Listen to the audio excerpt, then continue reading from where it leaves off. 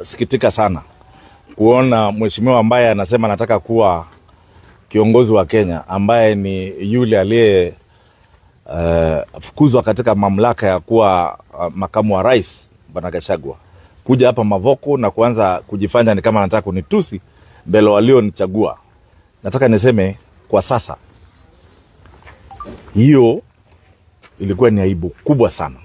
Mimi ni mheshimiwa, nimechaguliwa na chama ya Wiper, na kunituzi mbele ya kinara wa Wiper, kwanza mimi niliona kama ni madharau. Gachagua alidharau mheshimiwa Kalonzo. Uweze kuja kwa boma ya mtu alafu anze kumwambia huyu kijana yako ako hivi na vile kwa njia mbaya.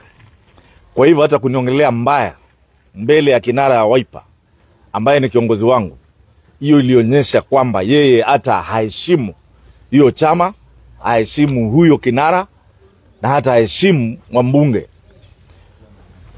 Kuwa heti Gachagua amenishikia ama amenikasirikia juu mimi nilipiga kura ya aende nyumbani. Yeye mwenyewe anaelewa ni kwa nini nilifanya hivyo, na anajua kutokana na ule ubomoaji ulikuwa Mavoko. Nilipoenda kwake anajua vile aliniambia, na mimi nataka nimwambie hata kesho kura hizo zikipigwa tena, hata kama kodi itamrudisha, bado mimi ndapiga aende nyumbani, kwa sababu aliniongelesha vibaya na wakati ule nilikuwa nimeumia. Na hawa watu wanakuja kuambia mimi ni mbaya, mimi ndio huyo alikuwa anawatetea. Kwa hivyo leo hii umeona wakiandamana, wanaandamana kwa sababu Gachagua alikuja hapa akaanza kujifanya ni kama mimi hata sitakiwi kuchaguliwa, hata kuonyesha watu ni kama mimi siko kwa chama, anataka kuonyesha. Nataka nimwambie aliyekutuma na mjua, na huyu aliyekutuma tunashindana na yeye 2027, na ni wazi dhahiri kwamba nitaomba kiti ya ugavana 2027. Aliyekuwa amekubeba kwa gari na kukupatia pesa ukuje kunaribia jina hapa, nataka nikwambie wachana na siasa ya Machakos peke yake. Sisi wakaji wa Machakos ndio watajua ni nani watachukua kama gavana wa Machakos.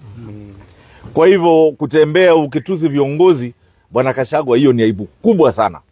Na wewe umeonyesha kwamba wewe unaweza kuwa dikteta, kiongozi wa kimabafu wewe, kwa sababu unaenda kila mahali ukituzi kila mtu.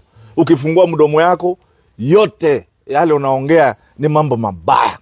Kwa sababu mimi nikiona mtu kama huyo, hata mimi nashangaa wale mnatembea na Gachagua. Nyinyi mumeangalia mtu, mimi ukiniuliza mimi naona Gachagua ni kama ni mwenda wazimu. Yale maneno anatoa ya kuchochea, ya kuongea vitu mbaya. Mimi ndio nikasema kama ni Gachagua atafanya mimi nichaguliwe kwa kiti chochote, afadhali ikae. Na Wakenya muangalie huyu mtu. Huyu mtu ako na chuki na bukdha na hasira.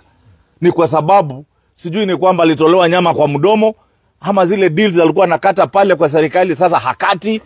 Na tunajua Gachagua ile Monday ulienda kwa National Television ukaongea ukiomba uhurumiwe, usamehewe. Tunakumbuka yote yale ulisema. Mbona ulikuwa unaomba ukinyenyekea urudishwe kwa kiti? Sasa ulipotoka umejawa na matusi, unatusi watu mpaka unatusi Makao ambaye hata yuko Central. Hapa mimi niko Mavoko, na ujue Mavoko sio mahali tu ya anybody. This is a cosmopolitan ambayo umejaa kila mtu. Na unapoleta watu ni kama unataka watu wa uchochezi, ni kama kuambia watu sasa waanze kufukuzwa ama waanze kupigana. Mimi nataka nikwambie Bwana Gachagua, weka macho yako kwa ile sababu ulisema unataka. Wewe tunajua sababu yako, ukifungua mdomo unajua vile unasema.